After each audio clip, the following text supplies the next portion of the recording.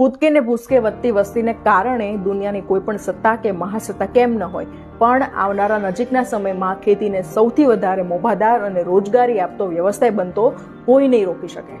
આજના સમયમાં કરોડો રૂપિયાના રોકાણ પછી પણ ધંધા બદલવા પડે છે અથવા તો બંધ થઈ જાય છે. આજે કે ભવિષ્યમાં એક પણ ધંધા કે નોકરીની સલામતીની કોઈ ગેરંટી નથી. તેમ છતાં એની સામે સૌથી સુરક્ષિત વ્યવસાય ખેતી જ હશે. માટે મહેરબાની કરીને જમીન વેચતા જ નહીં.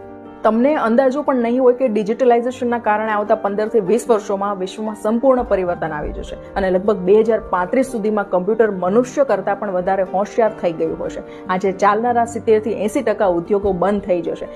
તેમ છતાં આ બધા સામે ખેતીવાડી જ ટકી રહેશે. એક ઉદાહરણથી તમને સમજાવું તો 1998માં કોડાક કંપનીમાં 1,70,000 કર્મચારીઓ કામ કરતા હતા અને તેઓ દુનિયાના 85% ફોટો પેપર વેચતા હતા. થોડા જ વર્ષોમાં ડિજિટલ ફોટોગ્રાફીએ તેમને બજારમાંથી બહાર ફેંકી દીધા અને કોડાક દેવાળિયું થઈ ગયું. તેમના બધા જ કર્મચારીઓ રસ્તા પર આવી ગયા અને તેવી જ હાલત નોકિયા કંપનીની પણ થઈ. પણ પ્રાકૃતિક ખેતીને અનુસરતો ખેડૂત ક્યારેય બેકાર, ગરીબ કે લાચાર નહીં રહે અને પ્રાકૃતિક ખેતી આધુનિક વિજ્ઞાન કે ટેકનોલોજીની ઓશાળી પણ નહીં રહે.